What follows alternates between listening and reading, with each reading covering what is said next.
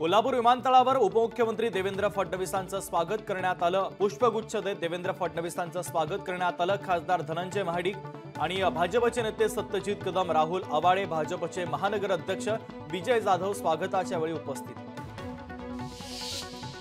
गोपीचंद पडळकर यांनी शरद पवार यांच्यावर जोरदार टीका केली आहे। शरद पवार राज्यातील मिनी औरंगजेब असल्याचं वक्तव्य गोपीचंद पडळकर यांनी केलं आहे। सांगलीमध्ये शक्तीपीठ महामार्गाच्या विरोधात शेकापकडून आंदोलन करण्यात आलं। विश्रामबाग चौक इथं जिल्हाधिकारी कार्यालयावर शेकापनं मोर्चा काढला। शेकापच्या मोर्चात मोठ्या संख्येने शेतकरी सहभागी होते। अहमदनगरच्या पारनेर तहसील कार्यालयाच्या समोर भूमिपुत्र शेतकरी संघटनेच्या वतीनं दुष्काळी भागातील पाणी मिळावं तसंच इतर मागण्यांसाठी आमरण उपोषण सुरू केलंय। गेल्या 7 दिवसापासून भूमिपुत्र शेतकरी संघटनेचे संतोष वाडेकर यांचं आमरण उपोषण सुरू आहे। सुप्रिया सुळे यांनी पालकमंत्री अजित पवार यांच्यावर निशाणा साधला। अजितदादांच्या काळात सुडाचं राजकारण सुरू झाल्याचा आरोप सुळे यांनी केला। अनेक पालकमंत्री होऊन गेले पण असं सुडाचं राजकारण पाहिलं नाही अशी टीकाही त्यांनी यावेळेस केली। चिपळूण रेल्वे स्थानकाच्या मुख्य प्रवेशद्वाराच्या भिंतीवर रेखाटलेली चित्र प्रवाशांना भुरळ घालतायत। याशिवाय स्वच्छतेचा संदेश देणारी चित्रही भिंतीवर पाहायला मिळतात। चिपळूणच्या सौंदर्यामध्ये भर घालणारा आणखीन एक देखणा आणि दर्जेदार प्रकल्प कोकण रेल्वे मार्गावर उभा राहिल्याचं दिसतंय। सोलापूर आगामी विधानसभा निवडणुकीच्या पार्श्वभूमीवर आरोप प्रत्यारोप सोलापूरमध्ये सध्या सुरू आहेत। तर जातपात धर्मावर भाजपनं राजकारण केलं, ज्याला अनेक जण बळी पडले अशी टीका खासदार प्रणिती शिंदे यांनी भाजपवर केली। भिवंडी न्यायालयामध्ये आयोजित केलेल्या राष्ट्रीय लोक अदालत कार्यक्रमाच्या अंतर्गत भिवंडी वाहतूक शाखा पोलिसांनी 1361 वाहन चालकांवर कारवाई केली। या कारवाईत 8,31,850 रुपयांचा दंड वसूल करण्यात आला।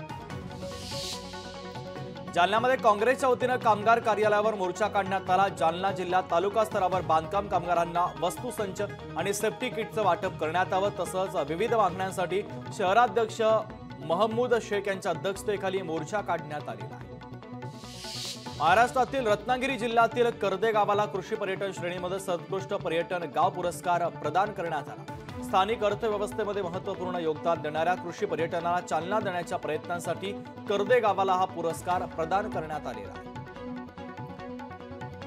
नांदेडच्या हदगाव तालुक्यातील मराठा येथे सीएससी केंद्र चालकानं लाडक्या बहिणींच्या योजनेमध्ये अपहार केल्याचं समोर आलं। याबाबत जिल्हा प्रशासनाच्या वतीने चौकशी सुरू असून निवासी उपजिल्हाधिकारी महेश वडतकर यांनी या संदर्भात केंद्र चालकाचा परवाना रद्द करून गुन्हा दाखल करण्याचे आदेश दिले। एल्गार कष्टकरी संघटनेचा इगतपूर येथील पंचायत समितीवर बिराड मोर्चा काढण्यात आला। मोर्चामध्ये महिलांचा आणि लहान मुलांचा मोठ्या प्रमाणात सहभाग होता। बेघर आदिवासी कुटुंबांना शबरी घरकुल योजनेचा लाभ मिळावा यासाठी मोर्चा काढण्यात आला। अत्याचाराची तक्रार पोलीस घेत नसल्याचं आरोप करत शिवणीजवळ तृतीयपंथीयांनी रास्ता रोको आंदोलन केलं। शहरातील काही तृतीयपंथीयांनी गाव गुंडांच्या मदतीनं आपल्याला मारहाण केल्याचा आरोप यावेळेस करण्यात आला। ब्रह्मपुरी तालुक्यातील वायगाव येथे वाघाचा बछडा आढळलेला आहे। बछडा अंदाजे 4 महिन्यांचा असून कुपोषित असल्यानं आपल्या आईपासून दुरावल्याची शक्यता आहे। वन विभागाने या बछड्याला ताब्यात घेतलंय। त्याच्या आईचा शोध आता सुरू करण्यात आला। जागा वाटपाशिवाय राष्ट्रवादी शरदचंद्र पवार पक्ष उमेदवार घोषित करणार नाही अशी भूमिका राष्ट्रवादी शरदचंद्र पवार पक्षाने घेतली आहे। महाविकास आघाडीचं जागा वाटप झाल्यानंतर लगेच उमेदवार जाहीर होणार असा निर्णय राष्ट्रवादी शरदचंद्र पवार पक्षाच्या वतीने घेण्यात आला।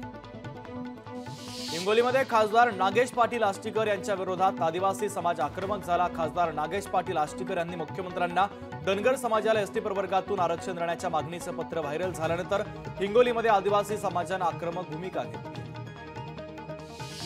परभणीच्या जिंतूर शहरामध्ये आदिवासी समाजाने अण्णाभाऊ चौकात रास्ता रोको आंदोलन केलं तर धनगर समाजाला आदिवासी आरक्षण देऊ नये तसंच जिंतूर येथे आदिवासी मुलामुलींसाठी स्वतंत्र वसतिगृह मंजूर करावं यासह इतर मागण्यांसाठी आंदोलन करण्यात आलं।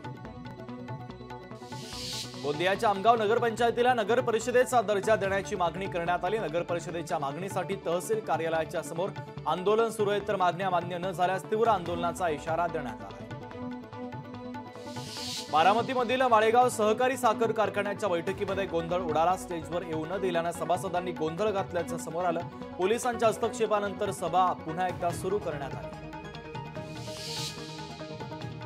उल्हासनगर महानगरपालिकेच्या वतीनं राष्ट्रीय लोक अदालत आयोजित करण्यात आली होती। यावेळेस एका दिवसात तब्बल 5,01,37,000ची कर वसुली करण्यात आली। मातंग समाजाच्या कुटुंबावर प्राणघातक हल्ला झाल्याप्रकरणी लहुजी शक्ती सेनेच्या वतीनं राहुरी तहसील कार्यालयावर मोर्चा काढण्यात आला। घटनेला 1 महिना होत आला तरी आरोपींना अटक न झाल्यानं राहुरी तहसील कार्यालयावरती हा मोर्चा काढण्यात आला। पुण्याच्या धायरीमध्ये बंद घरातून दागिने लंपास केल्याची घटना घडली। चोरट्यांनी 2.5 लाखांचे दागिने लंपास केले असून चोरट्यांच्या विरोधात पोलिसांमध्ये तक्रार दाखल करण्यात आली। सीसीटीव्हीच्या आधारे पोलिसांकडून चोरट्याचा शोध सुरू आहे। लोकशाही मराठी ऐका, पहा, जागरूक रहा।